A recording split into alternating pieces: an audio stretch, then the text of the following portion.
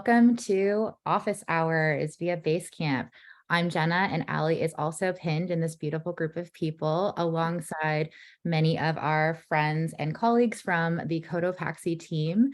And Office Hours is a really, really unique thing we do at Basecamp. It's sort of like a reverse interview where a brand in the outdoor space will tell us about their compensation, their culture, and actually interact with our audience so that you can come on up and ask a question that you might have and get some face time. So it's a really inside look into a brand, and they can let you know, a lot about if you're a good fit for working with them, and if you are, how to really stand out in your application.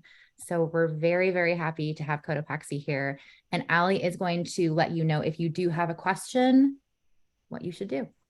Yeah, absolutely. First, welcome. This is so exciting. We have not done an office hours in almost a year. So to be back in this space with you all is just like blowing my mind. I'm so excited. And the level of energy and response to this event was insane. So just so thrilled to have you all here and see this Basecamp community coming together in this space. We've done a lot of in-person events over the last couple of months, so it's great that we can have a virtual event for more people to attend all together. So the way that this will work is if you have a question, we are super excited to have you ask it in the chat. And as we see sort of like relevant in the conversation, we will ask people to come on up and ask their question. So we won't be able to get to everyone's questions tonight simply because there are so many people here, but we have sent around LinkedIn contact information for everyone from Cotopaxi who's here on the call. So if you do have a question that doesn't get answered, feel free to reach out to the most appropriate person at Cotopaxi and ask your question. And the last thing I'll say is that if we call on you to come on up and ask your question, just please turn on your video, make sure your video's on, and go ahead and ask, because this is your moment to get some face time with the hiring team. Think of it as like a sort of blitz of an informational interview. It's like, just, hey, I'm getting some face and name recognition, and that's a great thing to have when you're going to be applying for a position. So definitely make use of that tonight. And yeah, we're so excited to have you all here. So thanks for coming. Jenna, you can take it back.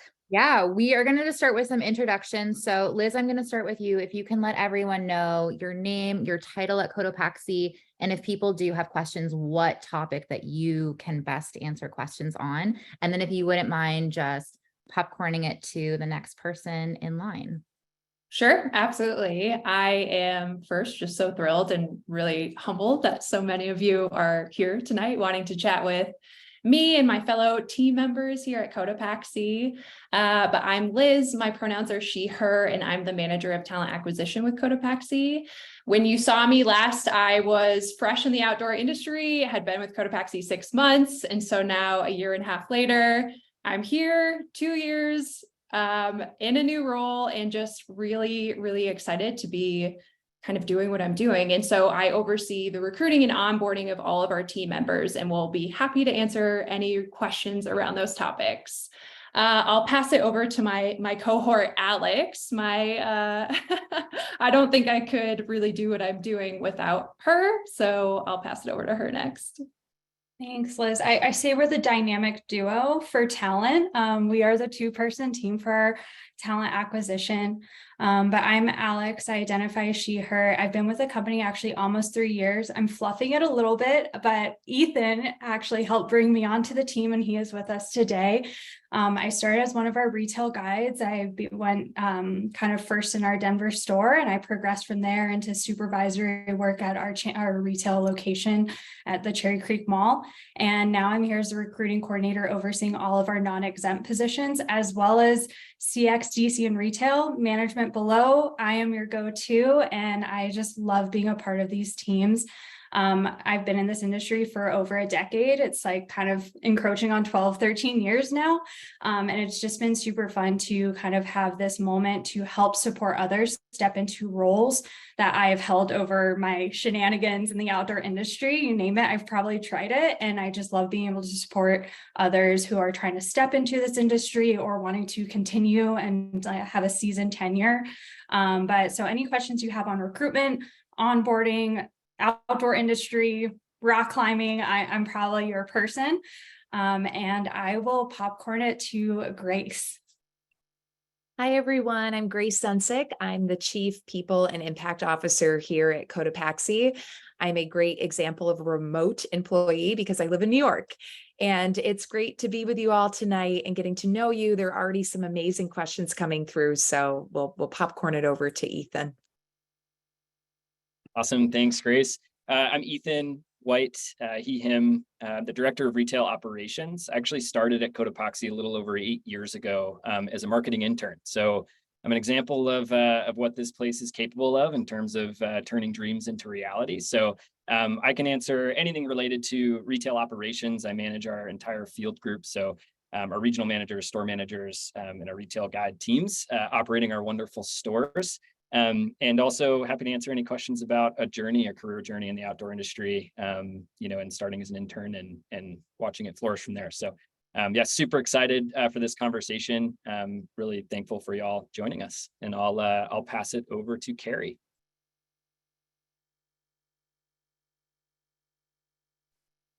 I'm always the person that's like, you're on mute. I'm Carrie Behe. Hello. I'm so excited to be here with everyone tonight. I am also an example of a remote employee. I'm based out of Portland, Oregon. I was actually the first remote hire for Cotopaxi. So I got to guinea pig our remote program as we transitioned from an office culture to a remote hybrid culture. I'm also an example of an intern. I started as a marketing intern almost 15 years ago in the outdoor industry. So I have been entirely in the outdoor industry my entire career in various marketing roles across brands that are mostly in the Portland, Oregon region. And I started with Cotopaxi almost 3 years ago as a brand manager. And my role really helps drive a lot of the campaign strategy and execution. So writing a lot of that, writing the product priorities and how we're going to build campaigns and stories around the products that we're creating. And then I manage all of our collaborations and the go-to-market efforts for partnerships that we do with brands, product partnerships that we do with brands, and developing campaign work with that. So I can answer any questions on marketing, breaking into Cotopaxi, really how I got my start with Cotopaxi, and like how I got my start in the outdoor industry is a pretty interesting one. So I'm happy to share that at some point, but excited to talk to everyone. And then I will bump to Marissa. Popcorn. Oh, hi everyone. My name is, can you all hear me? Thumbs up, okay. My name is Marissa Magno. I'm the VP of People and Inclusion at Cotopaxi. It's so wonderful to be here with you all. And thank you so much for joining us and spending some time with us. I'll leave most of the talking to my amazing People Ops team here, but I'm looking forward to hearing the conversation. I'm already looking at the questions in chat and they're really exciting. And we're really excited to answer them for you. And Steph, I think you were last to go. I think I'll jump in. Hi, everyone. I'm Steph Frazier. My pronouns are she, her. I also work remote. I'm actually out of Atlanta, Georgia. So we've got a couple of East Coast people. And I've been at Cotopaxi now a year and a half, heading up sourcing, sustainability, vendor relations, and onboarding of vendors. So super excited to meet you guys, talk to you, and share my experience. So welcome. Thank you all. I feel like we maybe lost Stefan somewhere, but Stefan might hop back in. He is one of the co-founders of Cotopaxi. He was with us for our first session as well. He's looking more casual this evening, which is fun. He was in a tuxedo last time. So if he pops back in, we'll have him intro himself a little bit, and he might be able to answer questions on overall operations, the origins of Cotopaxi, things of that nature. He's a very cool person. Yeah, thanks, Jenna. I'm actually back on. Oh, you are back on. Okay, I do not see you. I apologize, but if you want to introduce yourself, please do. Sure. Yeah. Sorry, my computer was having some issues. Yeah. Stefan Jacob, one of the founders and COO. Super excited to be back. Sorry, no tuxedo today. I have a Krav Maga session right after this, so I couldn't pull the tuxedo off today. But great to be back. Look forward to connecting with you all and obviously answer any questions that y'all have. Fantastic. Next time we'll have to make this a black tie event inspired by Stefan. So thank you. So I would love to turn the floor over to Grace, who can tell us a little bit more about why someone should work for Cotopaxi. That doesn't seem like a warranted question given the level of interest here tonight, but I know there are things people don't know. Yeah. And About the brand. Yes, and I'd love to share them with us. Well, I'll make it a little personal. So I worked for a company called Chobani for 10 years. Maybe I'm sure many of you know of it. And it's a yogurt company, make different food products. And I was in a time of transition. It had been 10 years and I knew I wanted to do another build and go someplace that was as impact and mission driven as Chobani, or maybe more so. And in the mail room at Chobani, there were these boxes that said Cotopaxi and the llama. And it was if the cardboard box was energetically trying to tell me something, that I was going to be with all of you here tonight at Basecamp and be a part of this absolutely incredible organization. But sure enough, at the time, we were shoring up our people operations capabilities. Marissa had joined. We were preparing for a lot of retail growth under Ethan and Chris's leadership, shoring up capabilities in marketing, on the sourcing and product development side of the house. And it was a really good time to join. So there have been some questions in the chat around the 5-year vision for Cotopaxi. And one of the amazing things that we've recently done as a team is we've come together really starting with feedback from our llamas. So if you're an employee at Cotopaxi, you're affectionately called a llama, to get input on what should we do with this very special business now that we've proven that it has meaning and a reason for existence truly beyond the outdoor industry. It's really this amazing transformation that the company has experienced over the past 10 years. And I thought I'd just share with you all where we landed on some really important statements that frame up where we're going. So our mission, I think many of you are super familiar with it. It's to create responsibly made outdoor gear that brings performance, color, joy to all and helps us build a movement to support communities in need. And we do this because of really 2 primary beliefs. One, we move people to do good. And we believe that adventure inspires us to see the world and make it better. So where we're moving towards, and this might have been something you had in the back of your mind, but maybe didn't articulate on your own coming tonight, is that we're striving to become the next iconic global adventure brand that champions human sustainability and supports millions of people affected by poverty. And the interesting thing about Cotopaxi is that we are fiercely committed to sustainability. Steph can speak to that all night long.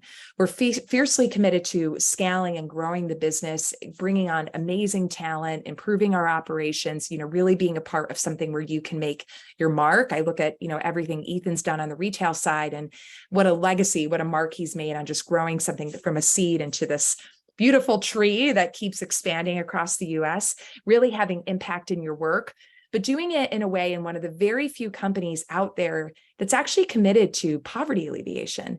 This is different for the industry. It's not something you see everywhere, and it's very motivating to us every day in our work. A couple other things I'll say about the business that have been really interesting changes probably since the last Basecamp. We are very focused on becoming one of the most, if not the most, diverse employee composition within the outdoors industry. We are hiring people from all over the country. Our remote work practices, I think, have increased our BIPOC representation, something like well over 100%. Marissa ran the numbers recently for us. We've hired in a lot of leadership talent outside of Utah, although we love our home state, which has enabled us to broaden our reach and bring some fresh perspective into the business, which has been super exciting. Secondly, we're as committed to our B Corp work as ever. We just got our highest score this past year. It's a rolling every 3-year assessment. We're at 125.6, and we're super proud of it. And we're looking to continue to improve and be a leader within the B Corp community, especially for our industry and the outdoors industry. And the third thing is that we're very innovative. So we're trying a lot of things. One of them is remote work. There haven't been a lot of companies, in the outdoors industry in particular, that have maybe embraced it as much as we have at our size and scale. And we're looking for ways to really make it work for people at all different phases of their career. People that are on the back end of their career looking to, be mentor coach within the organization, working families that are trying to find the right balance between work and life. And then also, some new people that are entering the workforce seeking that mentorship and great first job, great first step in their career. And at the same time, and I'll close with this, we are as focused as ever on our hourly experience. Ethan can speak to this tonight with the tremendous growth of our retail team and a lot of the work that we've been doing at our distribution center as well, which I will say is an absolutely awesome place to work. If you wouldn't consider a distribution center, I'm telling you, a lot of magic happens within the DC. And we have so many examples within the company of folks that have started at our distribution center that are now doing really amazing things in corporate roles across the company. So it's great to be with you all, threw a lot of information your way, and thanks for being here tonight.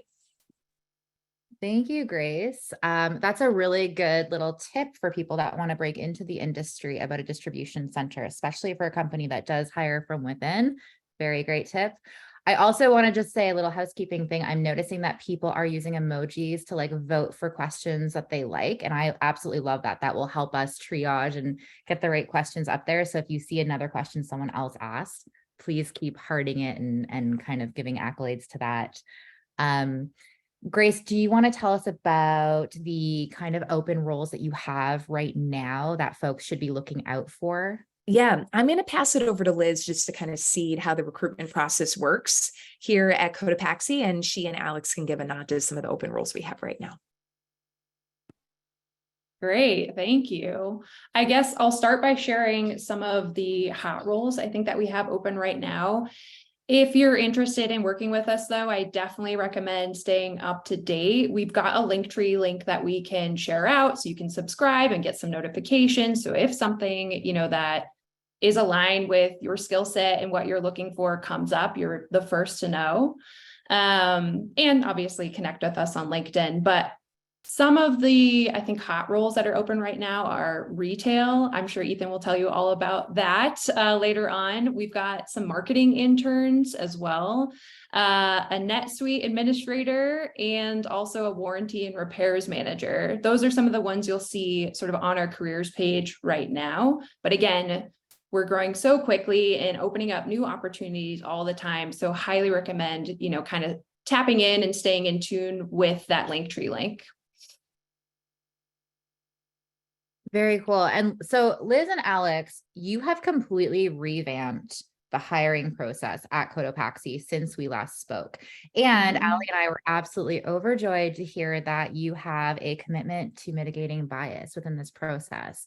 So if you wouldn't mind really going through what your renewed process looks like and some of it's really a very fresh approach to hiring. So we would love for you to dig into those details for people. Yeah, absolutely. Would love to. So, honestly, just as before, you can really apply for a job through any source, whether it's our careers page or LinkedIn or Indeed. In any case, we receive every single resume that comes into our applicant tracking system. What's different this time around is that we've partnered with Career Place, which is essentially a platform that helps us administer anonymous assessments so that candidates can go through the screening process and we can evaluate them without knowing their name, without having seen their resume or understanding anything about their background, their demographics. So when you apply for a role with us, you come into our applicant tracking system and then are immediately asked to continue your application through this anonymous assessment via Career Place. What happens is you go through a few different stages. First, you'll move through the stage that allows us to assess, do you have sort of the minimum requirements that we're asking for in this role? If you say yes, you move on to the next stage where you're asked to take an assessment, which will essentially test your hard skills. You'll move on from there into the homework stage, which is our way of sort of putting you in a room and asking you, how does your experience set you up and allow you to be a good fit for this job. And then from there, the final stage, which generally we use for retail and sort of those customer facing roles, is the interview stage, which more or less is an audio recording of you answering one of those questions as well. So as we go through and sort of rate these different stages, again, we don't know your name, we haven't seen your resume. All we know is how you're progressing through this application process.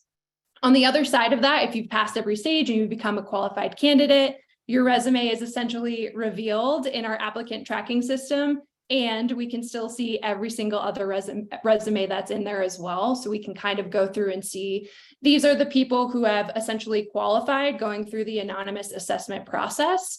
Yeah, I will maybe take questions on this, but Alex, if there's anything you want to add first, yeah, go ahead.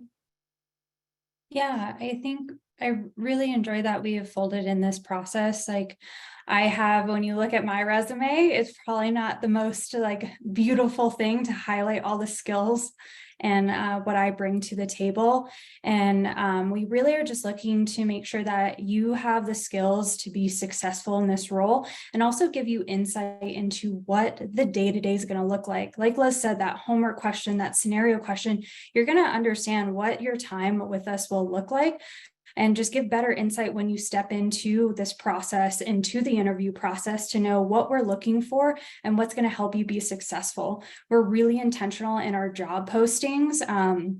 Not to like toot my own horn, but I feel like we give a lot of information and insight for you to be successful and know the key things that we need for you to take ownership of this role. We're a really fun team, and we're building and growing, and we're wanting builders with us. And so we really give you all those things you need to know to really own that interview and to know if you're finding that right job for you.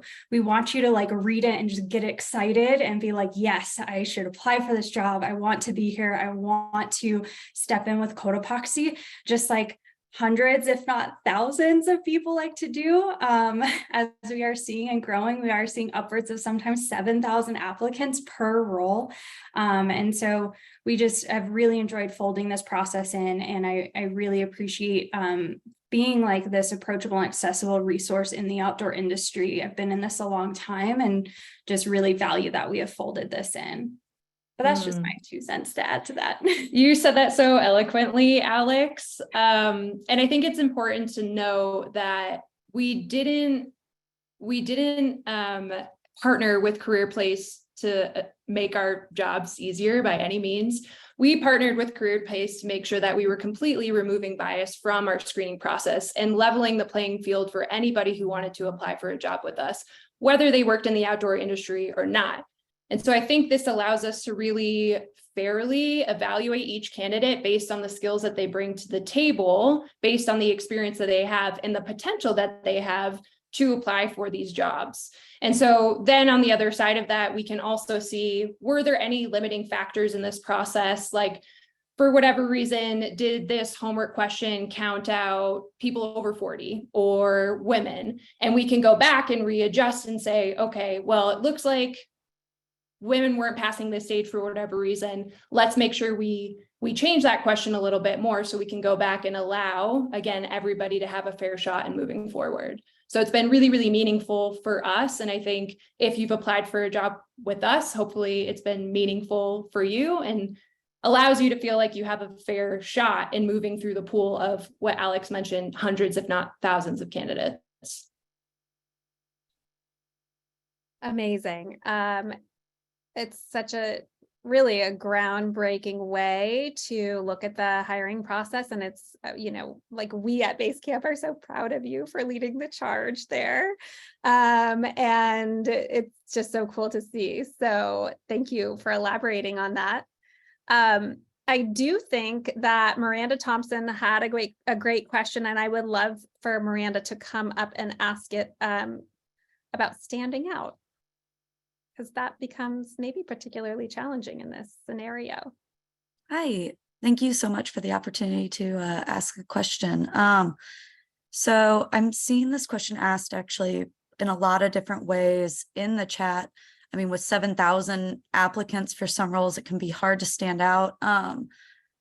How how can you stand out in a crowd of so many people when you know you're qualified, you have what it takes to do the job, and you know that you can learn any of the skills that are needed?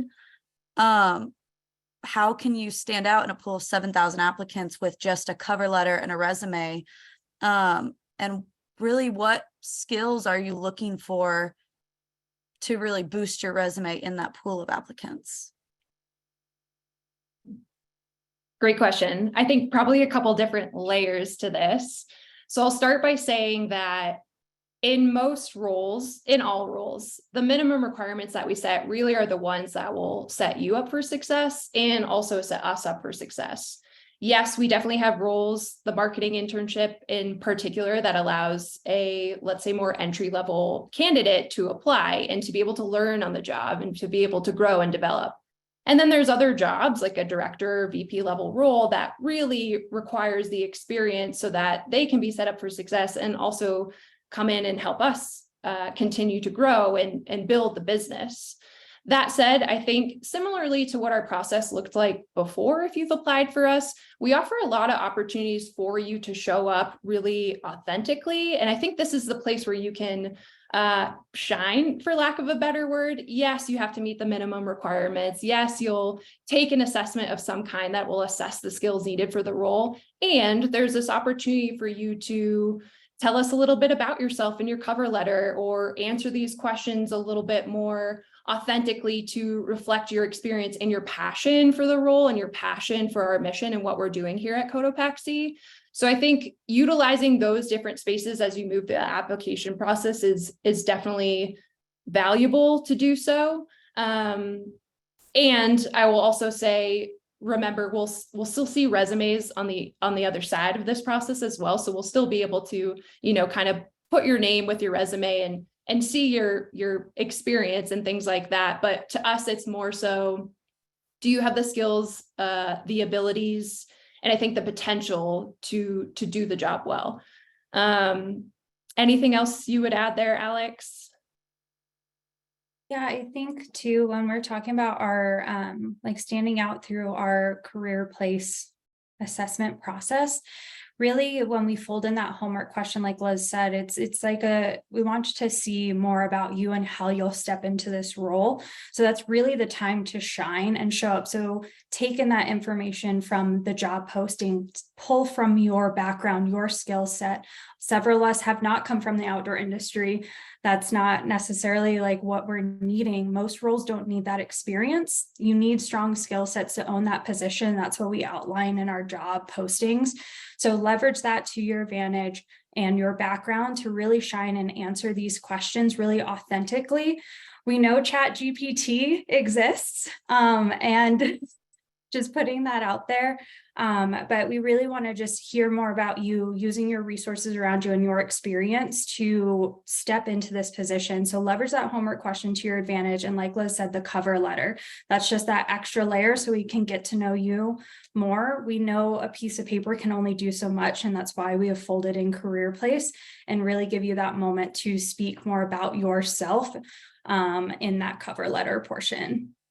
So would you say then that the cover letter somewhat can offset, like say if for a job you're hiring for, there's 5 requirements. One of the minimum requirements is you need 5 years of experience doing this. If I have 4 years of experience, but feel like I would be a really good fit based off of my cover letter, do those kind of offset in the minimum requirements? They're not so minimum anymore.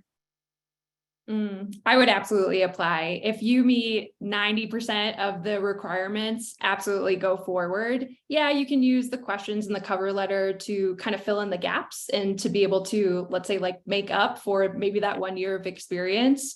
We are trying to be modest, I think, with these requirements and allow for a wider audience to be able to apply. But just knowing that women, especially, generally won't apply for a role if they don't meet 100% of the requirements. I think if you're that close, definitely apply.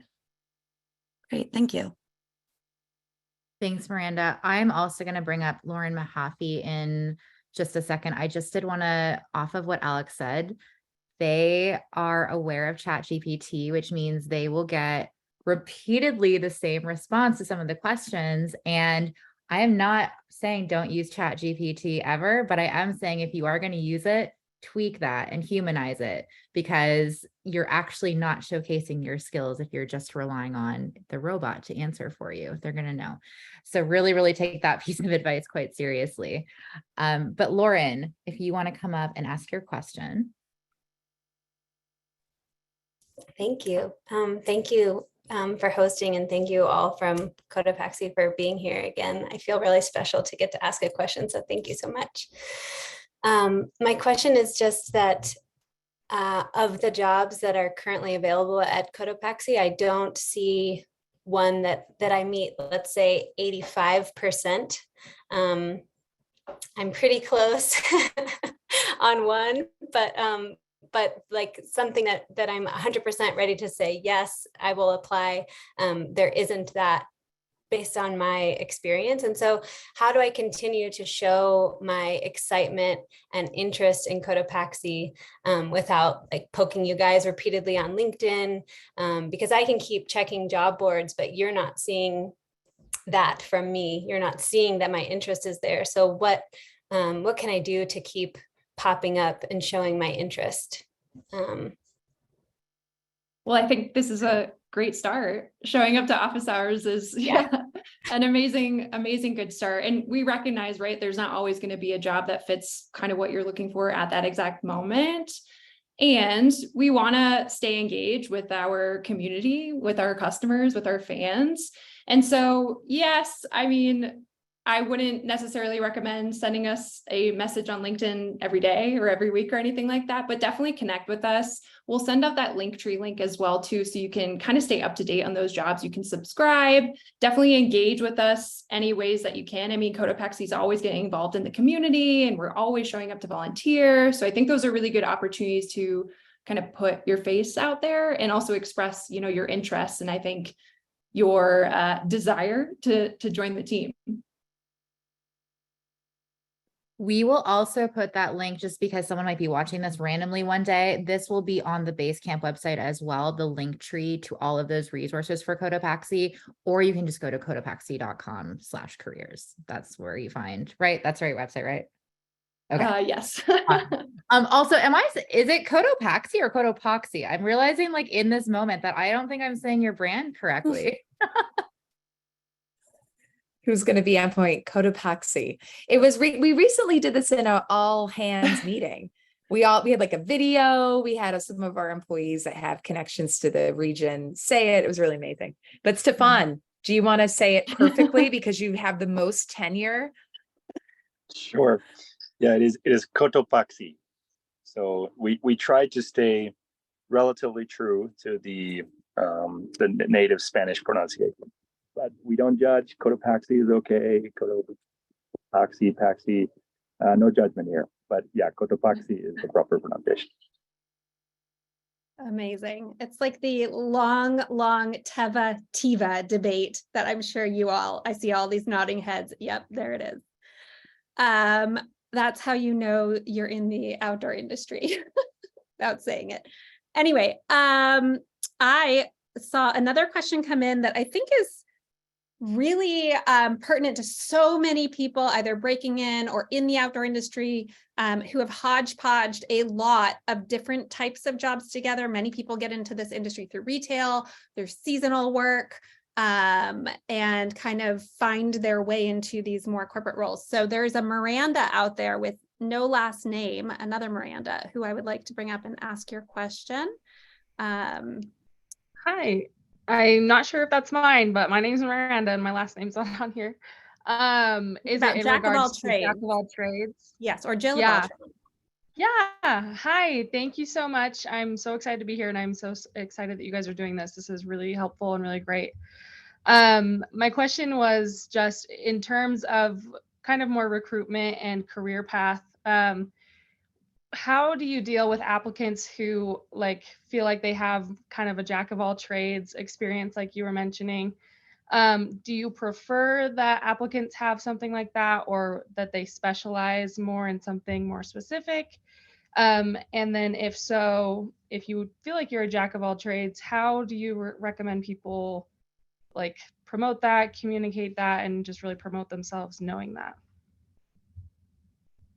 I love this. Alex, I feel like you're probably best to answer this first. I had a feeling. If anyone has read my LinkedIn, it does comment how I've been a horrible barista. I used to mount and tune skis before I even knew how to ski. We just didn't tell anyone. I've definitely had a interesting string of jobs, from warehouse work, CX, UX, UI, like I said, you name it, I've probably tried it, and that's been my decade plus in the industry. And it's taken me from Florida to Alaska. I'm out here in Colorado now, just following my passion, route setter. And I think, Liz, I kind of would love a follow-up, because I had to go through the interview process to get my current role. I did start in retail, and I do have a very strong background in retail and in the outdoor industry. But for me, whenever I've approached like a plethora of like positions, just find that skill set. I kind of, if you take like a little Venn diagram, really own where your passions lie, own where your strengths are. We always say it's your superpowers because we're quirky here, and I love it. And really, what are your opportunities? I don't think of an opportunity as a weakness, but really know who you are and where you can grow and how you want to grow. And when you bring those three things together is really when you start finding your path. What is that right next step? At Cotopaxi, I did look at several roles. Ethan did talk to creative about a graphic designer position for me, but we had a candid conversation that I was not the right fit. We figured out like what was that next right step. And I read the job posting for the recruiting coordinator. I was like, oh, this is my calling. I like read it. I like identified with it. I was like, this makes sense based on my skill set, based on what I love to do. I really want to create approachability and accessibility in this space. And it really got to touch on all the things I love and that I've done over the decade plus. Like I said, I've worked most of the job that I recruit for. So it was just a really fun moment and really meaningful for me to get where I am today. And I understand it's not always a direct path. So that's why I was like, really do a self-assessment and figure out where you want to go. Take that holistic picture. What's that 5-year? And really kind of bring that company, hopefully it's Cotopaxi, that position that really aligns with what you want down the road and how you can grow into that, and really hone in on the skill sets that you do have that are going to be intentional as you continue to find your path in this industry.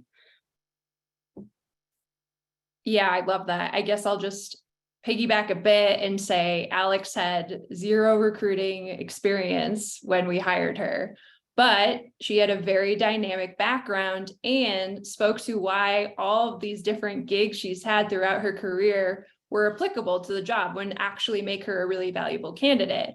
And so I think, one, yes, she took the time to read the entire job posting and make sure that it aligned with what she was looking for.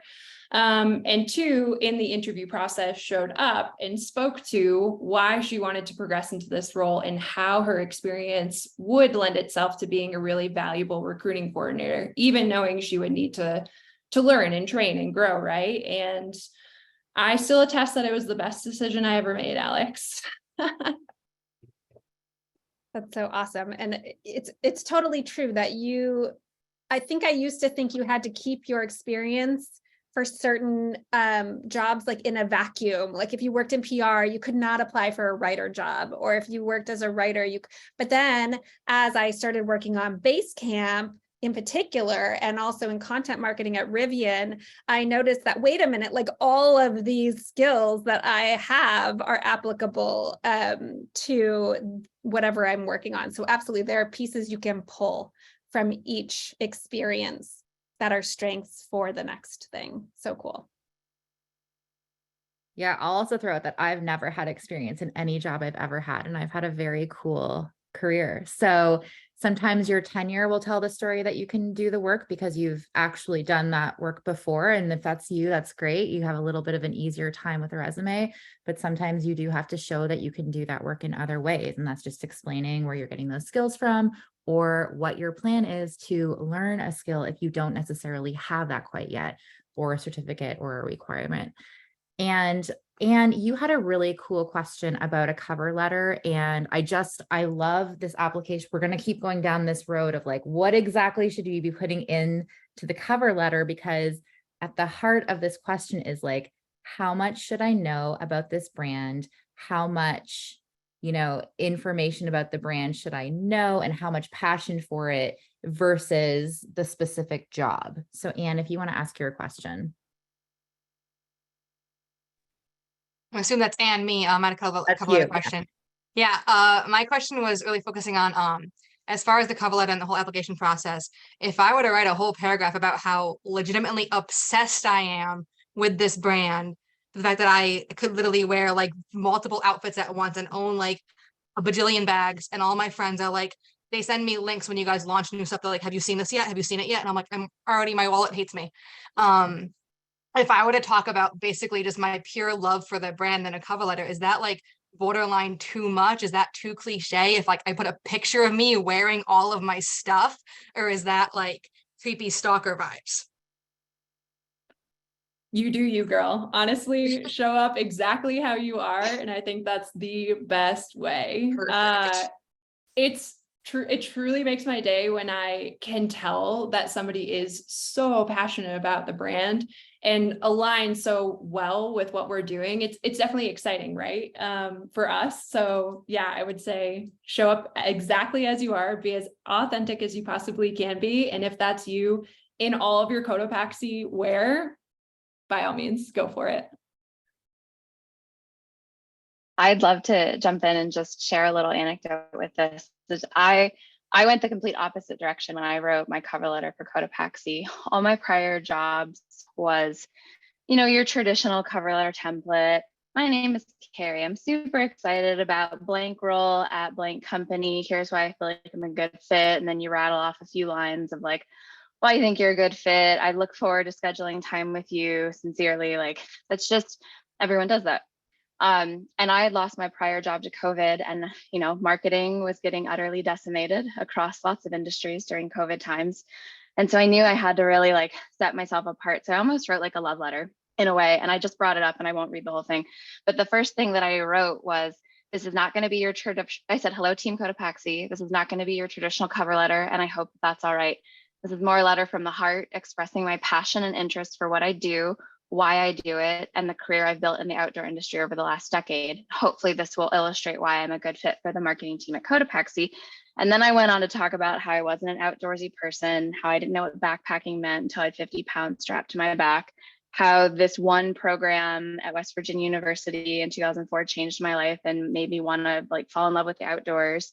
And then how I knew from an early age, from as little as I can remember, I would have binders of like advertisements that I would just save, like print ad magazines. Like I knew marketing and advertising was a field that I wanted to do. So pursued a degree in that. And then just really talked about this newfound love of the outdoors and traveling and getting out and seeing the world, and like how I want to pay it forward and just inspire more people who weren't outdoorsy to get into the outdoors. So, I mean, that's a very high level synopsis of like the 6 paragraphs I wrote, but it was from the heart, and it was sincere and genuine. And ultimately it was like, I don't want to work for a company where I'm just contributing to the bottom line. Like, I don't want to just line the pockets of shareholders. And I more or less said that in this. I was like, I want to contribute to something bigger, and thankfully it worked because here I am. But be genuine, be from the heart, but also maybe find a way to how can you creatively tie what you're being genuine about from the heart to what your skill set is and what you could bring then to the table, combining those passions together.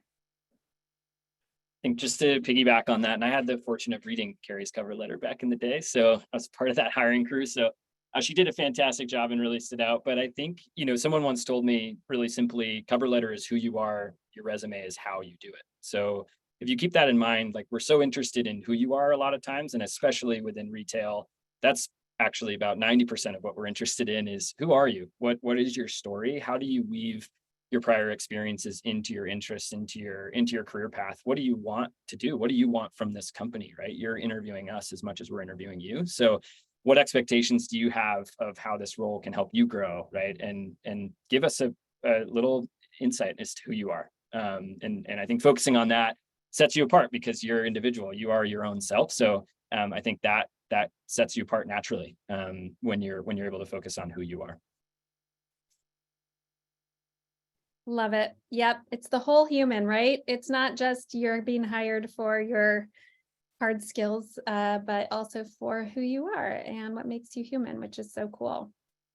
So there was a very popular question, and this is actually interesting because Basecamp has been working with a lot of the certificate programs and sort of outdoor industry MBA programs lately. And so I'm so curious to hear the answer.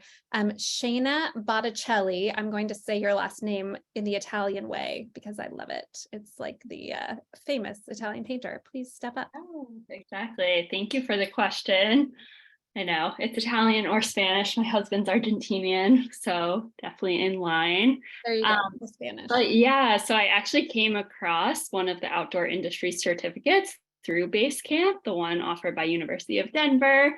And there's two of them. There's one kind of more for someone who has less experience, and then another one who has a little bit more of that mid-career perspective and in leadership. So just wondering, for someone like me who has experience working in another industry and looking to navigate into the outdoor industry, what's your perspective on going for something like this certificate?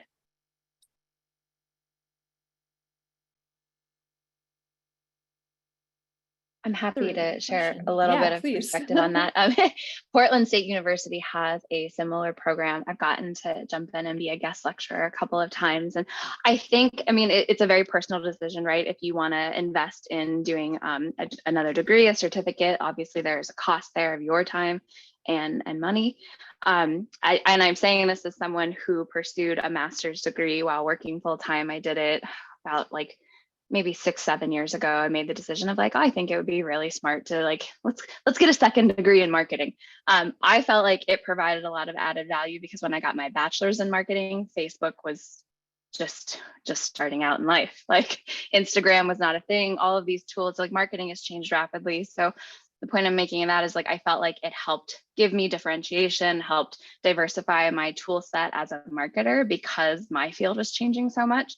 So I think to your point of you being outside the outdoor industry, this could be a really interesting program to help you learn the intricacies within the outdoor industry, how like the lingo, how we're talking, the seasonality of how we go to market and launch product. So again, yeah, personal decision on the financial and like time side of things. But I think these programs offer a lot of great, like very specific courses on how to navigate within the outdoor industry and product development, marketing, branding. So yeah, I think it's a very interesting opportunity to explore that you should consider. I'll build on Carrie's comment too, Shayna, because I think it's a great question. Think about getting a certificate for the long game, not the short game. And so maybe it'll enhance the application. It'll be another nod to how committed you are to the industry and learning and your own development. But when you get into one of these programs, think about how you're going to apply it to the job that you want. And that's where I think the higher ROI, think about it for the long term and not just getting the foot in the door and have that be a driver. So with that, I would really love it if you're going to go for it and you're going to commit time to it. It's something you want to spend your time doing. And I think the rest will follow. Definitely appreciate it. Definitely dream job to work at Cotopaxi. So definitely thinking about it for the long term. Wanted to get your perspective. So appreciate it. Thank you. Awesome. Liz and or Alex, can you very briefly go over the interview process at Cotopaxi for us? And then I do want to bring up right after that, Kate Strom, who has a question about this process also. So Kate, be on deck, please. Yes, absolutely. So the interview process will depend on the position, but generally we go through 2 to 4 interviews depending on the position that you're applying for. And in the first interview with either Alex or myself, we let you know exactly what that process is going to look like and how you can prepare. Generally, we like to cater each interview towards a different topic or a different area. And so we curate interview guides to really help support that, to one, give you the opportunity to express whether it's your skills, your hard skills or your soft skills, or your love and passion for Cotopaxi. And that allows us to really also ask every single candidate the same questions. So it's very fair and inclusive as they move through the process too. But generally, how I like to sort of frame it up is, you know, the first interview is usually pretty short and sweet with Alex or myself. We want to get to know you, why you're interested in the role, and what kinds of, you know, skills, experience, etc. you have to support you moving forward in the interview process. The second is generally with the hiring manager, in which case you can dig a little deeper, specifically on your experience, your hard skills, and shed a little light on what value you can bring that would help support this role as it continues to grow, as we continue to grow. And then generally the third and or fourth interview, if that's the case, is where you get to meet the team and they get to meet you and you get to understand how we work, how our culture is, how our organization is. And that way, you know, kind of both sides, we can see if it's a good fit. Once we start the interview process, we generally like to keep things rolling pretty quickly. That said, schedules are always changing, but Alex and I really support you through the process to let you know what's going on, how you can prepare, and what timeline to expect. Alex, anything you want to share as it relates to, I guess, non-exempt versus exempt roles?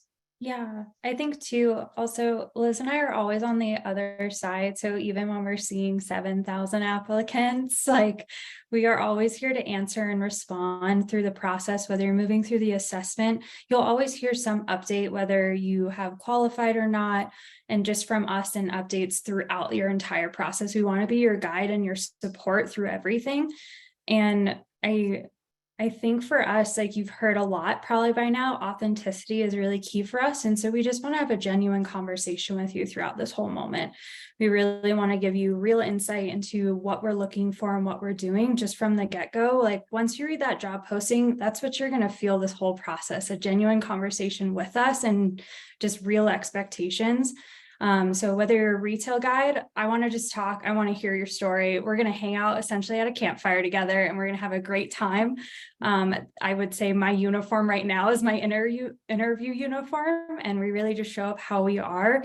And we want you to do the same throughout that whole process, right? Any person that you meet, we just want to hear more about you and learn your story and learn how you're going to step in and help us continue to do good in line with this position.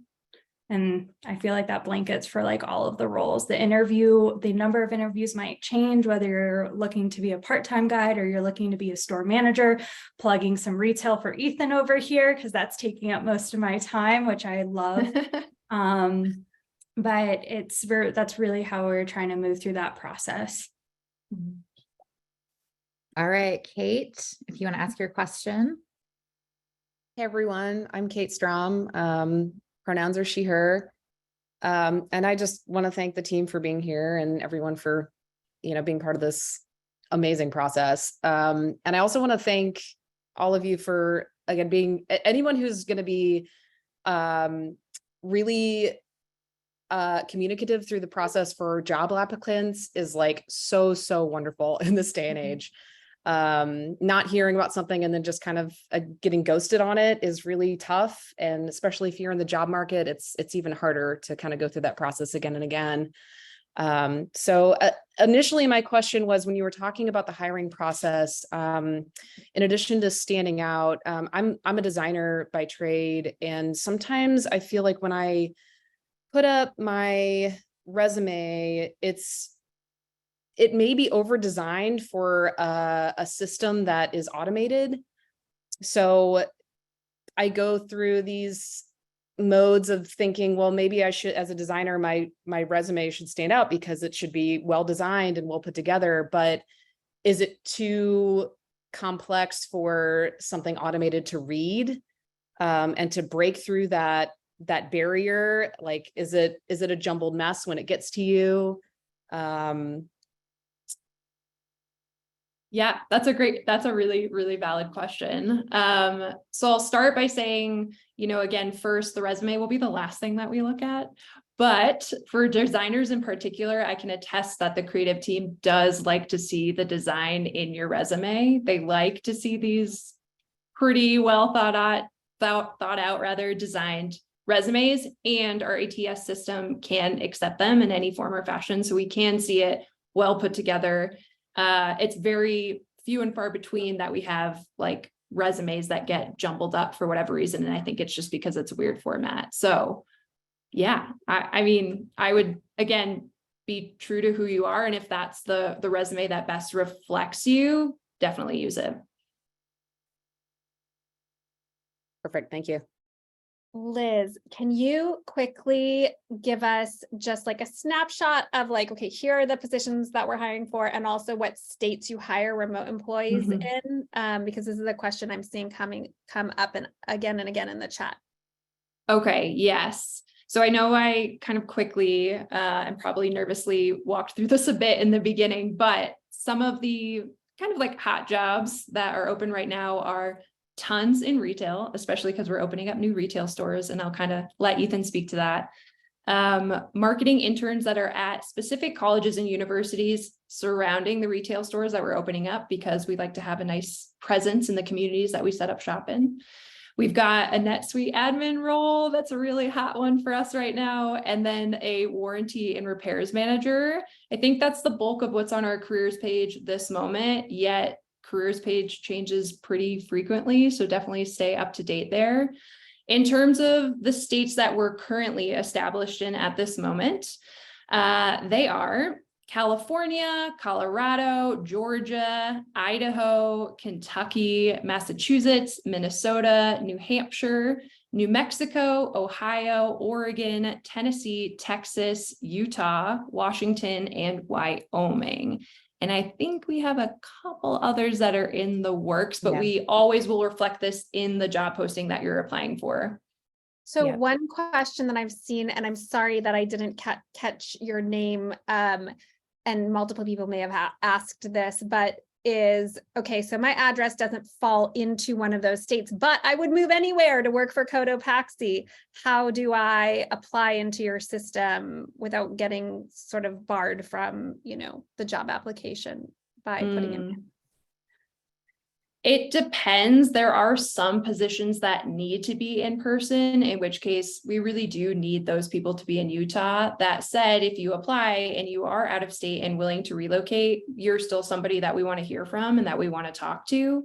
It's just important to know, I think, that there are some states, or the process is a little bit cumbersome for us to set up shop in different states. And so sometimes we really can't consider that. But if you are willing and able to relocate, then I would definitely still recommend applying. Okay, so there's a spot somewhere in that process to say willing to relocate. Yeah, exactly. So we generally phrase the question currently located or willing to locate in all of these different states. Awesome. Mm-hmm. Let's see here. I would love to, because this is a burning question, talk about how Cotopaxi works with freelancers. So Simon E, I see you asked basically that question. You can feel free to come up and restate it in your own words. And there were others asking the same thing. He was just one that I caught as I was reading through the questions. So go for it. Hey there. That's me. Yeah, so I'm a freelance photographer and I have more experience than what your open roles have for full-time work. So I was wondering what it's like and how often you guys work with freelancers, especially in the creative realm. Yeah, great question. I mean, pretty frequently, you'll sometimes see freelancer contract roles posted on our careers page, but generally it's through our creative team that they actually engage with freelancers and contractors and, you know, we'll hire them for certain roles. So I always recommend kind of connecting with them. As someone who's Salt Lake based, is there a way I could connect with the team in person by chance? I mean, we're always out and about in Salt Lake City. Yeah, I mean, I think our team definitely is showing up in the community. And so if there's an opportunity, that's a great way to, again, put a face to a name and kind of, you know, express your interest. That said, that might not always be the case. I know LinkedIn can be a hard route, but it's definitely worthwhile because they do take, you know, anybody who reaches out, they will take their resume and put it into, you know, sort of like their folder of resumes so that when we do need help, we can reach out. Sweet. Thank you. Yeah. Can I just add on to that, just to share Please. freelance. Someone on my team actually started as freelance. She was in a different department and role, but it was a good way for her to learn the company and us learn her. And she actually wound up applying for a different job to then be on my team, and we hired her. So, think of also as freelance as a way to learn a company, to get a foot in the door, to network and meet people, and even just, see if you like the job that you think you're applying for. I would love to hop into a bit of a discussion about DEI, which, Grace, that will be you. And August B has a very nicely stated question. So August, if you want to hop on up and ask, that would be great. Hi, thank you for the opportunity to speak and for showing up here. I'm really grateful for this opportunity. So I was curious about opportunities for DEI. I saw on your website that you guys have employee resource groups. I've worked for companies in the past and been very involved in it. I'm a military veteran, and I love sharing my culture and educating people. And I also love learning about, other, diverse groups and people. I think, teamwork is such a huge asset, and everybody has their own strengths to bring to help build the organization. So I'm just curious about, what kind of role your employee resource groups play in terms of your company culture, and then also how they're helping drive your mission to do good. August, thank you. And thank you for your service as well. Thank you. And we're so happy to meet you. The employee resource groups are a newer addition to our landscape at the company. It's interesting because when you work remotely, all kinds of little resource groups pop up. There's the People's Radio and the book club and Cotopaxi. You can imagine that's about cats and dogs, all kinds of things. But we've had formally developed DEI resource groups around, obviously, Lady Llamas. We have Pride of the Llamas. We have emerging groups for our, Black community at the company, as well as our Hispanic community at the company. Clearly, with our kind of connectivity to Latin America, we do have a lot of Spanish-speaking employees at the company, et cetera. So they're all emerging. But what I would say is that the whole DEI discussion is really embedded in the employee experience. So every month we have impact and action sessions where we're bringing in our partners that are working with us on poverty alleviation causes in different parts of both the United States and globally to come in, bring their resources, bring their stories, so that you can think about how your job and how your role connects to the DEI goals and objectives of the company. It's a little bit more, I would say, embedded in the employee experience. And, we have a resource group, go there for information, and we celebrate the Heritage Months. In fact, from a Heritage Month perspective, we celebrate them internally, but in a way through the impact and action programming, so that you can see how what you're doing in your role is actually driving the societal change that we want to see versus, we're celebrating because we need to, and it's September or it's February or it's, March. So I think there's going to be a lot of additional work that we do in this area. In fact, Marissa just hopped off, but we have a VP of inclusion. Part of Marissa's role is to do this. We do a lot of measurement. Our board gets an update on our DEI hiring and our retention efforts every quarter that we meet with our board members. Our board is also very diverse, which is fantastic. So at the most senior level of the company, from a governance perspective, you see that as well. And we're really proud of the fact that right now, being predominantly Utah-based until really the recent, past couple of years, 25% of our workforce identifies as BIPOC. And from a gender diversity perspective, Liz, keep me honest, but I think we're at somewhere around 56, 57%, identifies as women across the business too. So we've made, a lot of improvements, but it's awesome to see your enthusiasm there. I would highly encourage you to speak to it in your cover letter and in your application, because it really matters to us culturally. So I think it'll help you stand out as well, should you apply for a role with us in the future. Great. Thank you so much. Yeah.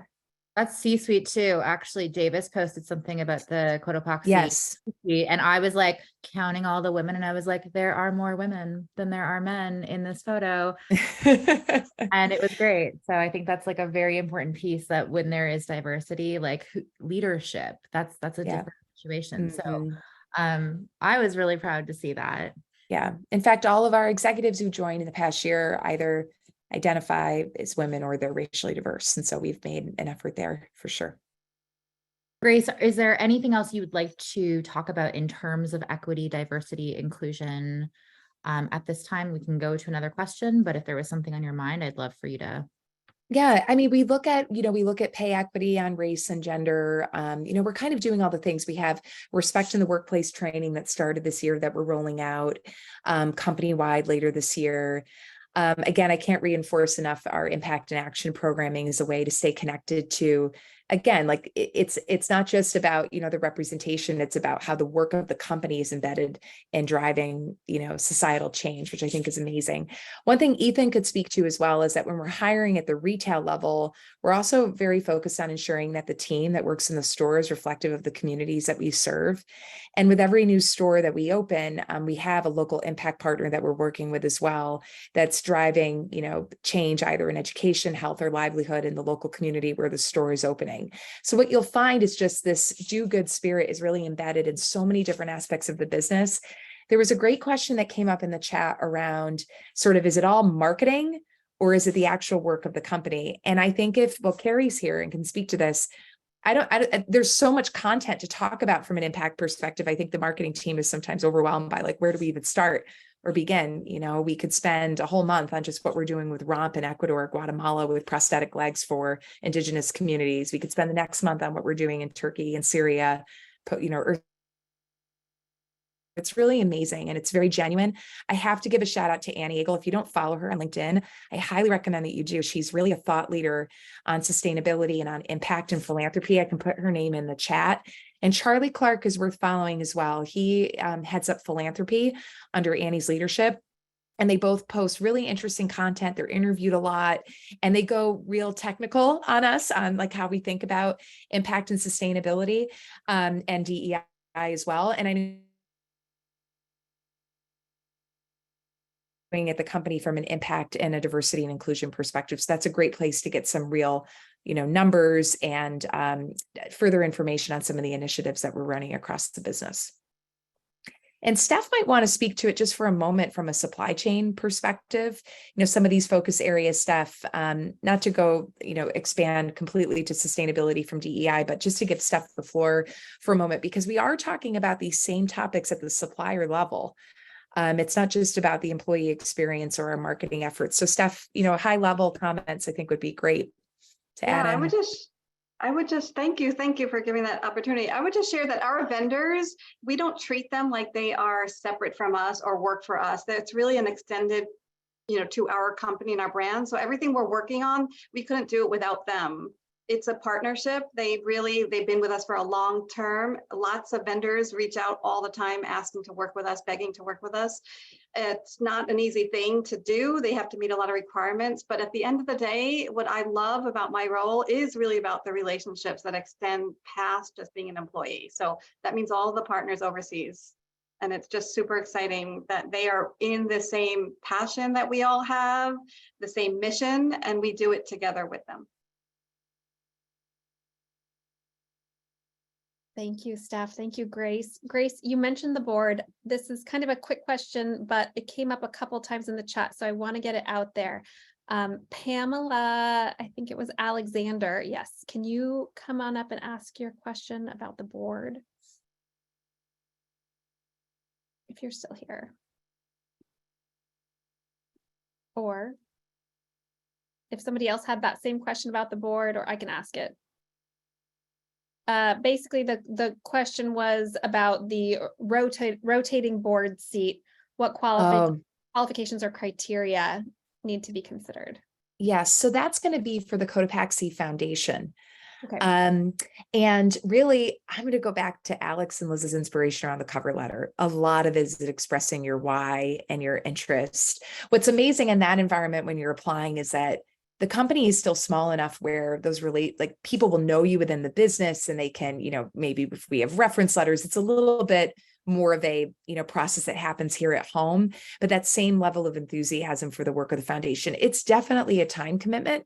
Every month we give 1% of our product revenue directly to the foundation, no matter what. It goes out every month and they're deploying the money across all these different impact causes, and you play a role in selecting where the dollars are going to go. And you represent what the employees you feel they'd be most wanting to see of the foundation. So I would highly encourage you to apply if you're here right now. We have 2 representatives just just so you know who they are. Ren, who is our director of CX, and Sabrina, who's on our wholesale team. So we look to have diversity in who's representing us on the foundation level as well. It's a great question. And I'm glad that you know about it, because I don't think we talk about it all that much externally. Amy Alves had a great question for Ethan in the retail space. And I would love you to ask that, Amy. Yes. Hi, I'm Amy Alves, and I have worked in HR in the fitness and wellness industry for 10 years. And part of that time, a good chunk of that time actually, was supporting retail stores for Reebok. And it was always a challenge for me and my team to create a sense of connectivity between our retail store teams and corporate. Even the way that the two teams talk about each other was very exclusive. So I'm just curious, is this a challenge for Cotopaxi as well? If so, what are some things that you're doing to help foster that sense of connectivity? And if not, what is your secret? Yeah, thank you for the question, Amy. It's a great question. Yes, it's challenging, I think just to answer that. But, what's really unique about Cotopaxi, we grew up, we existed for a while before COVID, before this remote workspace, but we sort of grew up and expanded in a really big way, both in retail and in corporate, as they say. HQ, we sometimes call it, even though very few people work in the building. We grew up in this space where the challenge was shared across for everybody, right? Our retail teams actually often are more connected and are more tied to the brand on a day-to-day basis. They have their hands on the product every day. They're seeing the new colorways. They're seeing all of the customer interactions. They're telling that brand story on a day-to-day basis. A lot of our remote employees, I think, have a harder time connecting directly to the brand in that way. And so we actually share learnings, I think, from both sides, right? And we open up access to Slack. Our whole retail team is on Slack. They could at any point in time reach out to Davis or Damien or our marketing team or Carrie or anybody, really, right? They have these access and they can join in on these things like our book club channel and our music channel and and the dog and cat channel and things like that. There's just a lot of integration. We don't see them any differently than we see anybody else at the company. We try to include them in everything. It is challenging, right? I think that do want to address that. We're constantly looking for more ways to do a better job. But frankly, most of the learnings come directly from the people, right? We're always asking questions, always sending out surveys, wanting to listen and hear what are ways that we can improve. How can we get this team to be more connected with our corporate team. But yeah, we've been fortunate, I think, that the whole company is faced with this challenge a little bit, right? And so where we're addressing it at the HQ level, we're also addressing it at the retail level. And so a lot of the same sort of solutions can apply across everything. And it really comes down to the who people are. We have an amazing team of people who come from such a wide variety of backgrounds, both professionally and personally. And that alone fosters just this really fun environment. Our retail teams, a lot of them don't even have retail experience when they join us, right? But they're just good people. And good people often have a great way of connecting with one another. So if we hire great people, we trust that, these relationships will foster themselves in a lot of ways. I also add, I think Ethan's being a little modest because we also have an outstanding management team on the retail side of the house that's very involved in people development and, shaping the culture, and they lean in a really major way. And I think that that's fantastic. You don't always see that. And Ethan's leadership, but I know he would point to a lot of his store managers and his fleet, and Chris Nelson, our VP of retail, how invested they are in the talent and the people at the stores is really amazing to see. So Ethan won't say that about himself, so I had to say it here, but it's true. It's very true. I worked a lot with Ethan. Helped me interview to get my job.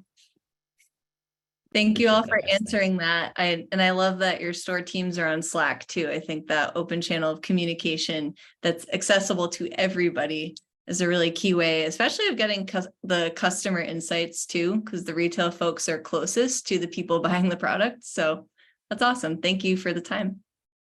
One thing I want to add in that is so cool about us being remote is we've got HQ employees in cities where we have stores. So I don't go over once a week, but I try to go over to our retail store in Portland pretty regularly just to drop in, say hi, what's up.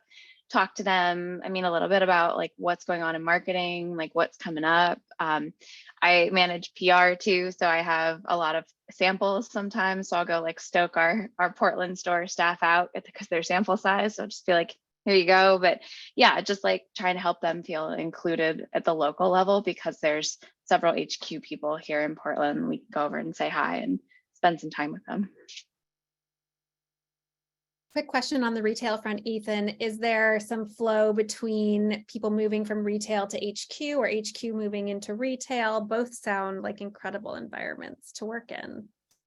Yeah, for sure. I think Alex is a perfect example. We try to sort of create these amazing opportunities where we're hiring folks. One of the questions we always ask in the interview is, how do you see this job sort of setting you forth for your career path? Like, what does retail mean to you? And it may not mean your long-term career. But when they tell us these things, we can keep our eyes and ears open for opportunities as they open up within the business. As Alex shared her story, it wasn't readily obvious, but when Alex landed in the role she did, it both made a ton of sense. And it also gave retail a huge leg up in the hiring process, because Alex came from retail and she knows retail inside and out, which we like to joke, we try to plant retail people all over the organization. And at this point, I think we're in nearly every department. And so I take a ton of personal pride in that, and our management team does as well. The more we can create those opportunities for entry into the greater Cotopaxi ecosystem, the better. If you're in a position right now and you're wanting to break into the outdoor industry and you have a couple hours on a weekend and you're near one of our retail stores and we have a position open, I 100% would encourage you to apply and work a couple weekends a month, work a few days here and there. That's your foot in the door, and you may still have your career and your other job track, but now you're part of the Cotopaxi family, right? And those opportunities and doors tend to open a little quicker, right? And so, yeah, that would be one, I guess, final plug on the retail set. Whitney, you are the lucky person that I'm going to come up and ask a question to Carrie, who was such a popular person in this. And we had a little chat at Outdoor Retailer, and I think that she might come back and maybe do a little sesh with the overflow questions. But Whitney, what is your question? Because I think it's so applicable to so many folks that are just obsessed with the outdoor industry for so many reasons. Hey there, Jenna. I was just writing a little thank you in the chat box, so I can just say it now. I just want to thank you all for putting this together and facilitating this for all of us. Almost 300 participants is amazing turnout. So my question, Carrie, is if someone is applying with experience different from the outdoor industry experience, whether it be retail or working for another brand, what are some of the transferable skills that you are looking for from that person? Oh, I like this question. And this is like at any point in career, right? This isn't just like getting out of college. This is just, you're looking to break into the outdoor industry generally. This is more of a career change question. Okay. I mean, I think, first of all, it's just kind of evaluating like where you're at currently, right? And what are some skills that you have that might be applicable to something in the future? It's networking. I mean, this is something I wanted to bring up generally, but I would have to say, like, at least in my experience, I would not be sitting here talking to any of you today. I would not be working for Cotopaxi if I didn't like really hustle on the networking side of things. And that really was like at the beginning of my career, like it just kind of went above and beyond to ensure like I was meeting the right people, I was making connections, I was having the FaceTime, developing those relationships. I think that that's a really critical skill to have to just help you progress in your career and or make a career change is once you've identified like maybe where your skill set is, where you want it to be and what the gaps are, and you have to fill it, then starting to seek out people that you can talk to about that and networking with them. And this goes to a prior question when someone was asking about the creative team and freelancers. It's like, I mean, yeah, starting with LinkedIn, but it's maybe sending a LinkedIn message to our creative VP, our creative directors, introducing yourself, and maybe they don't reply right away, but maybe send a follow-up. I mean, I found in my experience with networking that like everyone for the most part is very willing to help out.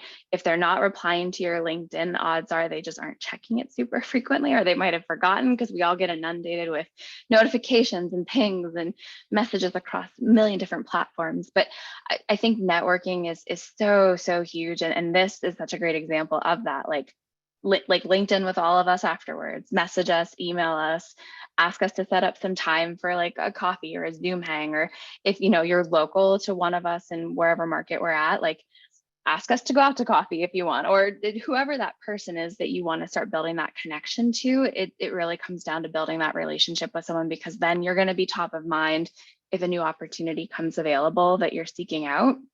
So I hope that helped answer some of your question. Yeah, that's awesome. Thank you so much. Cool. As we are getting close to the end of our session, I just wanted to ask the Cotopaxi community, is there anything that we have not covered that you wanted to share with everyone? Liz, Alex, anyone? I saw a lot of questions about remote, like what's a day in the life like of a remote employee. Yeah, and culture, like, right? How do you maintain that culture? Yeah, that was one I saw too. And yeah, maintaining the culture. I guess I can speak to the day in the life. I mean, I went to go drop my dog off at daycare, pick her up, take her for walks. And thankfully at Cotopaxi, I would say a lot of our roles are, do the work when you are able to do the work. Not everyone has this hard set like 9 to 5 office hour, and we're across all time zones in the United States now. Sometimes some people are traveling and they're abroad, so there's lots of time zones we're juggling. So it's get your work done when you are able to do it. There's flexible time throughout the day for your dog drop off, your doctor appointments, childcare, etc. So I love that flexibility about remote life. I've taken meetings on ski chairlifts. I'm sure Ethan has too. I have taken meetings in the back of my car in between doing laps up on Mount Hood when it's a good powder day. So we have that flexibility to balance out. But what is a bummer at times is like, I can't walk into an office every day. That I don't have that opportunity being in Portland. So there's that. You don't have the full like everyone around you, but our POPs team has done such a great job of building culture, and Grace and Liz and Alex, you guys can speak more to some of the things that we do on that side. I think, go for it, Steph. Sorry, I was just going to add in like about the day-to-day. So definitely there's lots of Zoom meetings and it might mean more time. So definitely a lot of flexibility, work-life balance is on your own, but because other teams might depend on your work. So obviously like working very closely with these people, mostly through Zoom calls and Slack. So I like that it's flexible, but of course we're so closely department. I work on the product team. So the work that one team does really has impact to the others. And I just think that's important in understanding how to balance your work. So you couldn't obviously, just be out all day long if someone's waiting on something that you need to do. But all of this is really manageable. The company has proven it. It seems hard when you never did it before. But once you respect the other deadlines, you balance your own deadlines, the payoff in flexibility is so worth it. But just expect a lot of Zoom calls, Zoom meetings. Google Meet at Cotopaxi, actually. Yeah. Some people have Zoom accounts, so we do both, but yes, definitely a lot of Google Meets. Liz, you were about to maybe say something as well. I was just only going to shortly shed light on our annual summer camp, because it's just such a fun thing that we do to bring everybody together in person. I think you can get to know people virtually, right? But it means so much more when you can finally see how tall they are in person and put a face to a name. And I can't tell you how many times people are like, Liz, you're really tall. But it's just, in this remote world, we've got to get creative, right? And we've got to find ways to stay connected. And I think that's one really special thing that Cotopaxi does that I really love. And since we just had it a couple of weeks, it's like fresh in the top of my mind. Still gushing over the pictures. So yeah, just a fun little ad. Well, we are winding down. We want to respect everyone's time here because I know that, Grace, it's late for us. So we are going to say goodbye to the team. Everyone, you can actually save the chat. That came up a bunch of times. In the very bottom of the chat, there's little symbols and then there's 3 dots, and you can click right on that and press save chat. And I'm going to stay in the Zoom for a couple of minutes, so you'll have a moment to do that. We're also going to send around this recording. We will send around somehow the chat as well in case you can't make that happen.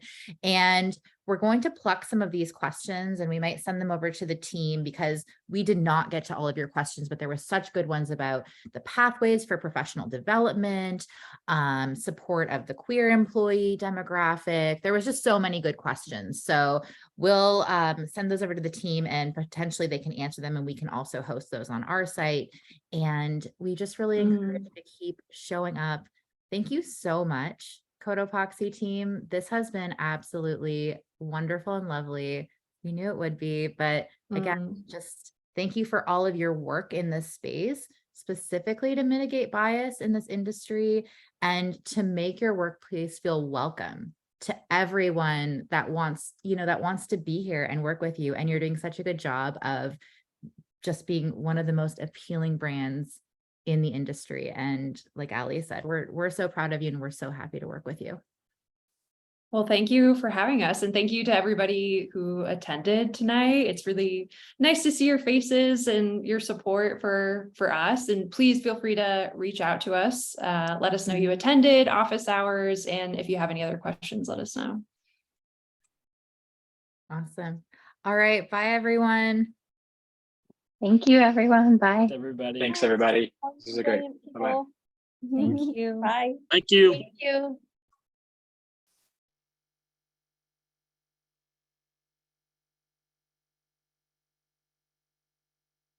Oh, Nayeli's here. Here. Hi, Nayeli. Hey, Nayeli.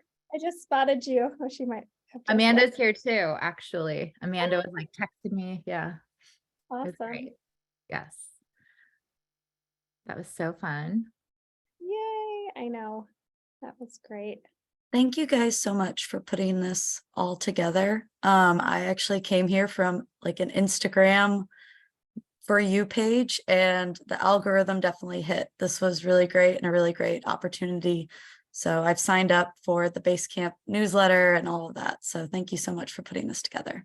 Awesome. It's literally our pleasure. We have a lot of fun doing it for you. So Complete ditto on that. I saw it on Instagram and never signed up for anything so fast in my entire life. that was probably my best reel ever.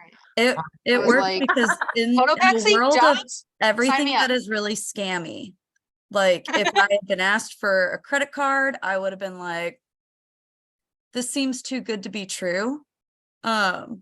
But it really worked out. So good job on the reels. Yeah, good job. Yeah, we try really hard not to charge for events at Basecamp. That is something that's really important to us. So we try to keep the resources accessible for people, and really glad that everyone came. And if this is your first time experiencing Basecamp, we're always this awesome. So keep coming back. See, the vibes are just great. That's it. Aw. Alexa, you look like you have a question with your hand raised there. Experience. Thank you so much. Thank you. You're welcome. Sorry, am I on? I think I am. Yeah. Jenna, I reached out to you, I think a couple months ago, and